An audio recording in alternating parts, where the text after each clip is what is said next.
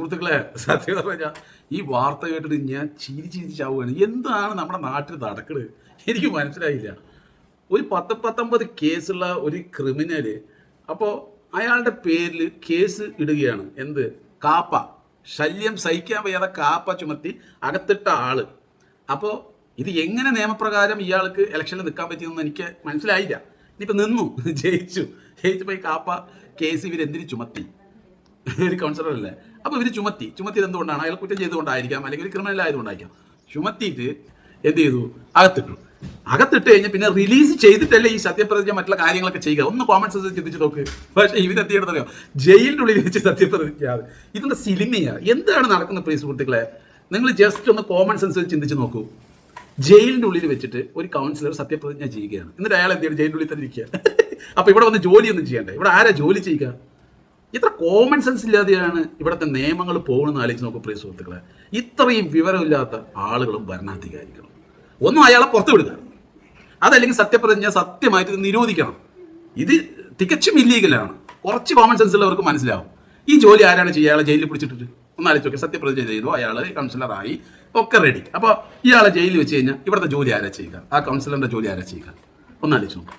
സത്യം പറഞ്ഞാൽ എന്ത് കാര്യവും അധികാരവും ആളുകളും ഉണ്ടെങ്കിൽ എന്ത് നടക്കും എന്നുള്ളതാണ് അതിൻ്റെ സത്യം. ഇത് ഒരിക്കലും അംഗീകരിക്കാൻ പറ്റില്ല പ്രിയ സുഹൃത്തുക്കളെ. ഇയാളുടെ സത്യപ്രതിജ്ഞ സത്യമായിട്ട് ക്യാൻസൽ ചെയ്യണം. അതല്ലെങ്കിൽ അയാളെ പുറത്ത് വിട്ടിട്ട് നിയമപ്രകാരം അയാളെ സത്യപ്രതിജ്ഞ ചെയ്യാൻ പറ്റിയിട്ട് ജോലി ചെയ്യാൻ പറ്റണം.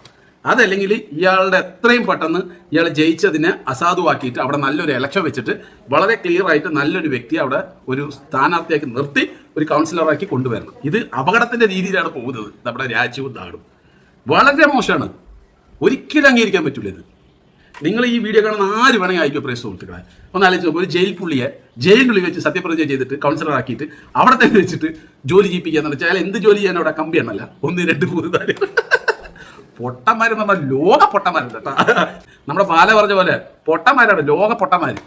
അപ്പോൾ പ്രിയ സുഹൃത്തുക്കളെ, കമന്റിൽ പറയുക എന്തുകൊണ്ടാണ് ഈ ഒരു സംഭവം ഉണ്ടായത്? ആരാണ് ഇതിനെ നിർബന്ധിച്ചിട്ട് ഇയാളെ ജയിലിൽ അകത്തിടാൻ വെച്ചത്? ഒന്ന്. രണ്ടാമത്തത്, ആരാണ് ഒരു ജയിൽ പുള്ളിക്ക് ആ ജയിലിൻ്റെ അകത്ത് വെച്ച് തന്നെ സത്യപ്രതിജ്ഞ ചെയ്യാനുള്ള അനുവാദം കൊടുത്തത്? ഇത് രണ്ടും നമ്മൾ ചിന്തിക്കണം. ഇത് രണ്ടും ശരിയല്ല എന്ന് വേണമെങ്കിൽ പറയാം.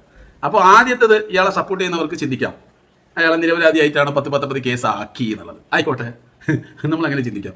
രണ്ടാമത്തത്, ഒരു പ്രതി എങ്ങനെ ജയിലിൻ്റെ അകത്ത് നിന്നിട്ട് കൗൺസിലർ ആകുക, എങ്ങനെ സത്യപ്രതിജ്ഞ ചെയ്യുക? ഇത് എന്ത് നിയമമാണ്? ഇത് ഒലക്കട മൂടിൻ്റെ നിയമമാണ്. ഇത് തികച്ചും ശരിയല്ലാത്ത നിയമമാണ് പ്രിയ സുഹൃത്തുക്കളെ. അപ്പോൾ ഇത് എന്തുകൊണ്ടാണ് ഇങ്ങനെയൊക്കെ സംഭവിച്ചെന്നുള്ളത് നിങ്ങൾ കമൻറ്റിൽ പറയുക. പോലീസുകാർ 1 കേസോ 2 കേസോ 3 കേസോ ഒക്കെ ആണെങ്കിൽ പോലീസുകാർ ഇട്ടതാണ്, കള്ളക്കേസാണെന്നൊക്കെ പറയാം. പക്ഷെ ഇവിടെ 19 കേസാണ് ഈ പ്രതിയുടെ പേരിലുള്ളത്. എന്നിട്ട് അവർ ശല്യം സഹിക്കാൻ വയ്യാതെ കാപ്പ ചുമത്തുകയാണ്. അപ്പോൾ ക്ലിയർ ആണ്, നമ്പർ 1 ക്രിമിനൽ അല്ലേ?